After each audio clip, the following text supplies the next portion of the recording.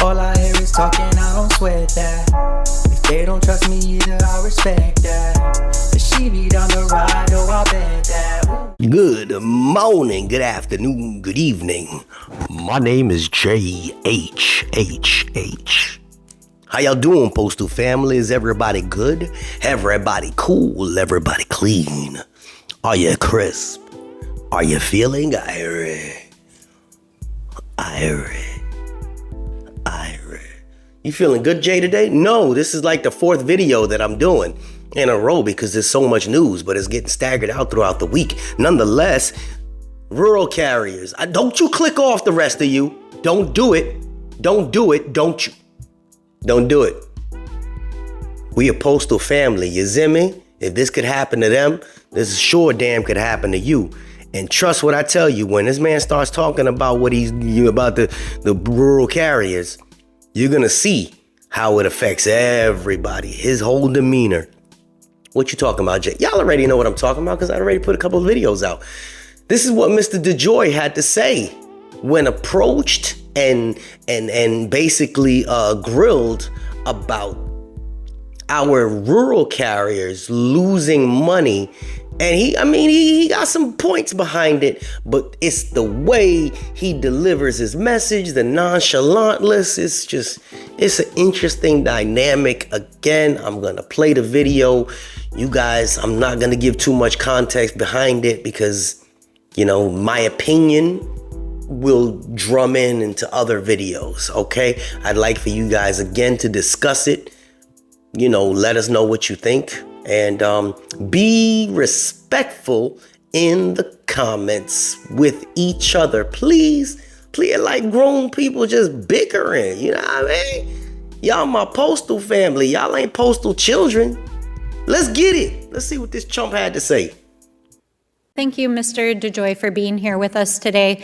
I want to start out by thanking all of our USPS staff. I see some of your staff sitting behind you, but of course, all of our postal workers and letter carriers, not only in my district, but across the country, who day in, day out, deliver the mail across all of our communities and are really the backbone of our communities. I represent New Mexico's 1st Congressional District, which includes the Albuquerque metro area and over half dozen rural communities, and issues around rural postal service are really crucial for the communities that I represent.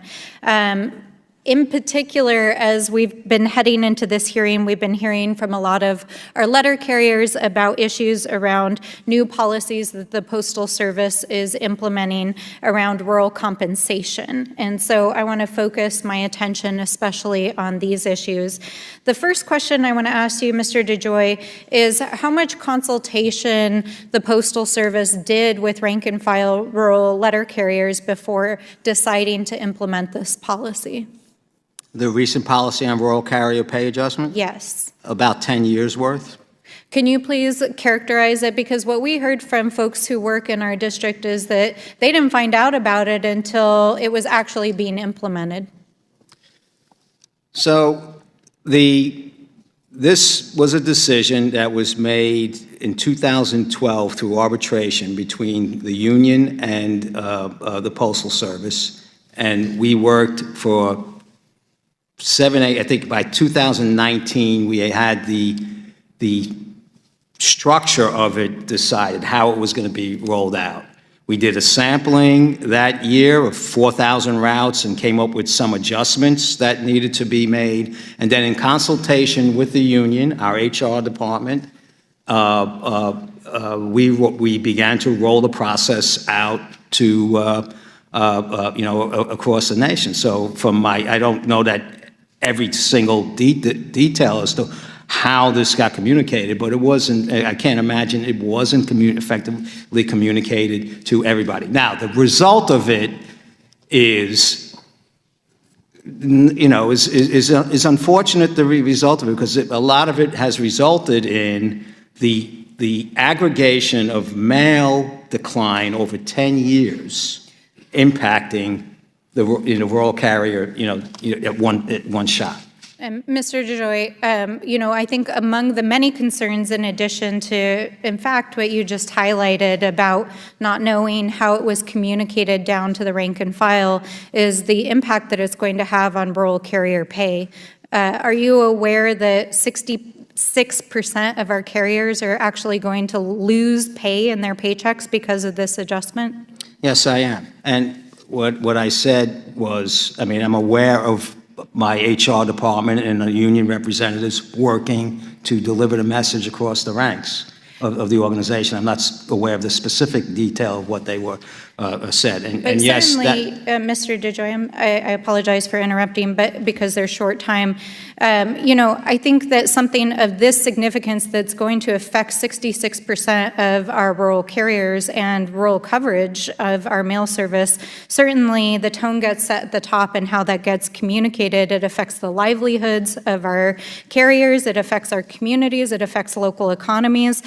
So my question is, in addition to improving communications with the staff of the Postal Service, what plans has USPS put into place to ensure that this doesn't affect recruitment and retention of carriers, as well as actual service delivery in our rural areas? So we have worked with our union leadership, and we are, you know, continuing with our recruiting aspects, which have been, significantly enhanced. I don't believe that, not to minimize anything, I don't believe the cut is 60% on it, and I believe that all the participants were told and known that this has been coming. It's an unfortunate consequence, but on the same token, you know, we need to align the compensation for the work that is being done, and that's in fact what the...